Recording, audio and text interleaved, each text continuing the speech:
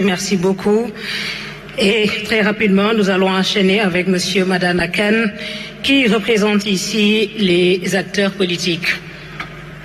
Monsieur Abdoulaziz Dabar Kébé peut se présenter universitaire. Il va parler donc au nom de la communauté universitaire. Assalamu alaikum wa rahmatullahi ta'ala wa barakatuh. Monsieur le Premier ministre, Mesdames, Messieurs les ministres, distinguées autorités en vos rangs, grades et qualités respectifs. Je dois tout d'abord vous remercier de l'ouverture que vous avez eue en pensant à m'inviter pour délivrer mon point de vue sur ce plan de redressement économique. Je suis d'autant plus satisfait que j'ai cru comprendre que c'est à la suite de la publication de ma tribune il y a quelques jours sur le plan de redressement économique que vous avez jugé opportun de m'associer à cette activité et je vous en remercie. Je vous en remercie d'autant plus que mon engagement politique, je l'ai bâti sur un principe, le principe de devoir faire une parenthèse apoliticienne dans ce pays pour permettre à notre pays de s'adresser aux vraies problématiques, celles du développement. Donc c'est dans ce contexte que j'ai choisi d'être là aujourd'hui. Monsieur le Premier ministre, le Sénégal a deux maladies économiques.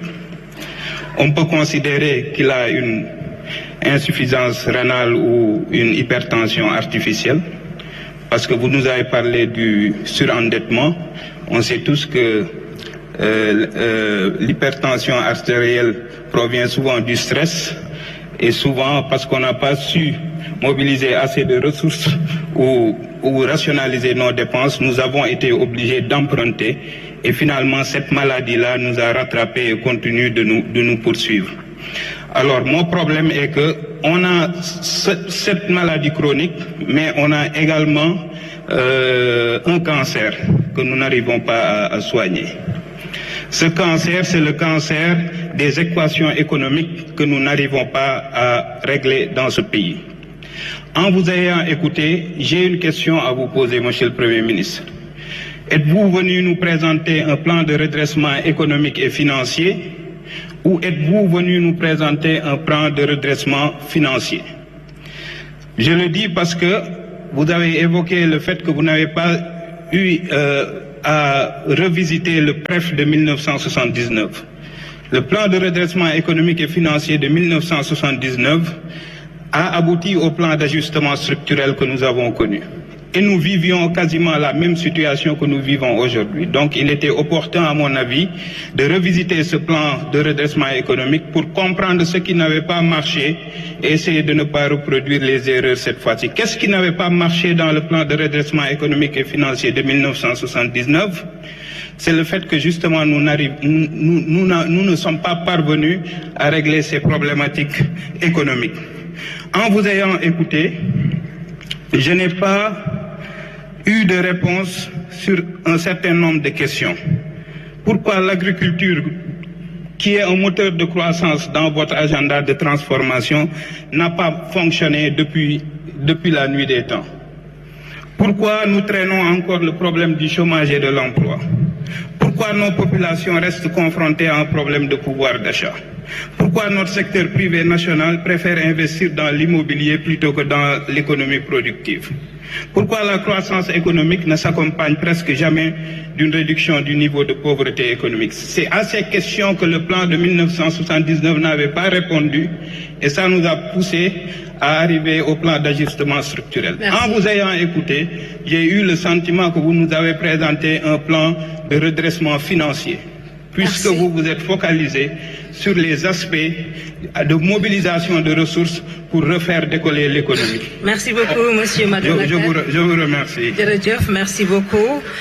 Et pour la société civile, je vais inviter à présent Madame Marie Ndiaye à venir prendre la parole. Et nous demanderons à Monsieur Omar Ndir de se préparer pour le compte donc des BTP. Est-ce que Madame Marie Ndiaye est avec nous? Sinon, nous allons passer la parole à Monsieur Omar Ndir, dernier intervenant de cette séquence réservée aux questions Donc, Monsieur Omar Dir, vous pouvez venir prendre la parole. J'aperçois Madame Marie Ndiaye. Monsieur Omar Dir, vous vous préparerez donc. À vous la parole, Madame Ndiaye.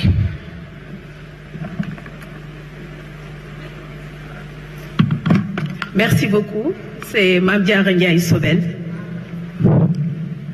Monsieur le Premier ministre, Mesdames et Messieurs, en vos rangs, titres et qualités, tout protocole observé, permettez-moi d'abord de remercier Monsieur le Premier ministre de nous avoir conviés à cette rencontre et de nous donner ainsi l'opportunité de partager nos observations dans ce contexte de redressement économique et social. Je suis une actrice de la société civile. Je suis une parmi des milliers de femmes et d'hommes qui soignent des enfants, qui protègent des femmes et des filles contre les violences et les abus, qui accompagnent des jeunes dans leur quête d'emploi et de développement. Ces femmes et ces hommes œuvrent chaque jour dans l'ombre ou dans la lumière pour améliorer la vie des communautés. Ils ou elles s'engagent également à l'échelle internationale pour défendre la justice économique, lutter contre la dette illégitime, la corruption, les flux financiers illicites, les inégalités entre autres. Elles investissent du cœur, des compétences et ils mobilisent effectivement des ressources, beaucoup de ressources pour servir leur pays.